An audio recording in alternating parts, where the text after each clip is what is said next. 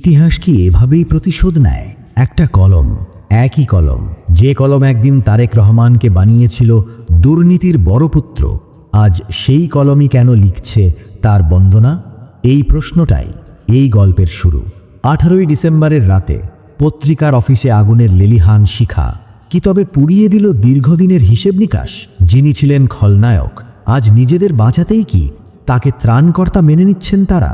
আপনি যদি ভাবেন এটা কাকতাল, তাহলে এই ভিডিও আপনার জন্যই। 18ই ডিসেম্বর, রাত গভীর, হঠাৎ যেন বজ্রপাত।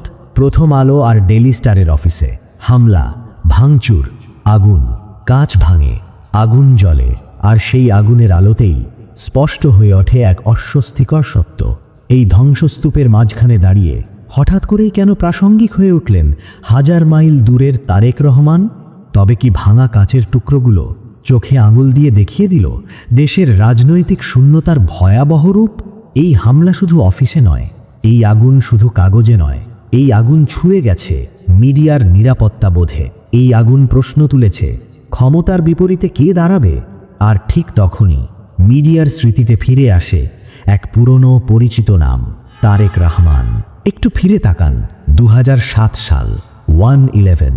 সকালে পত্রিকা খুললেই একই শিরোনাম, একই গল্প, একই অভিযোগ, খাম্বা কেলেঙ্কারি, হাওয়া ভবন। যাচাই নয়, প্রমাণ নয়, গোয়েন্দা সংস্থার চিরকুটি হয়ে উঠেছিল প্রধান সংবাদ।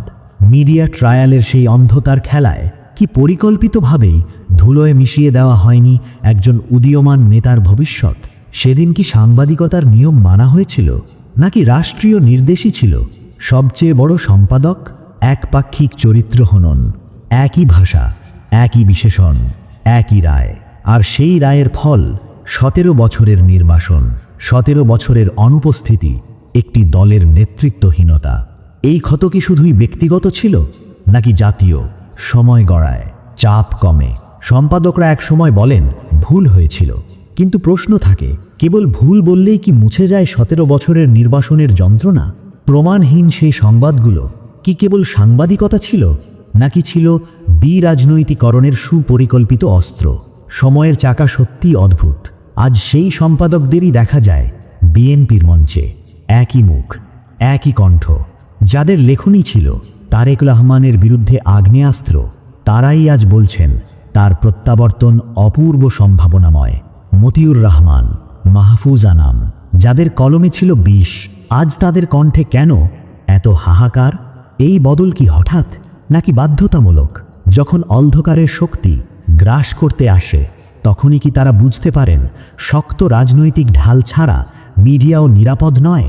নিজেদের অস্তিত্ব বিপন্ন দেখেই কি এই 180 ডিগ্রি ইউটার্ন?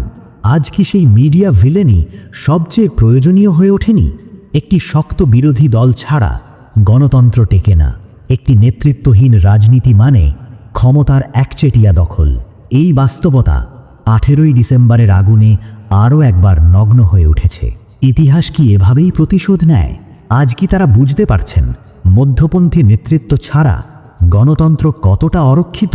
নাকি সময়ের প্রয়োজনে, প্রাণের ভয়ে পুরনো শত্রুকে আজ বন্ধু সাজিয়ে নিতে হচ্ছে? দিন শেষে প্রশ্নটা আপনাদের কাছে, এই পরিবর্তন কি বিবেকের জাগরণ, নাকি শুধুই সুবিধাবাদের নতুন সমীকরণ? রায় নয়, ভাবনার জায়গা। সেদিন কি সাংবাদিকতার নিয়ম মানা হয়েছিল, নাকি রাষ্ট্রীয় নির্দেশই ছিল সবচেয়ে বড় সম্পাদক? এই ছিল আজকের সংবাদ।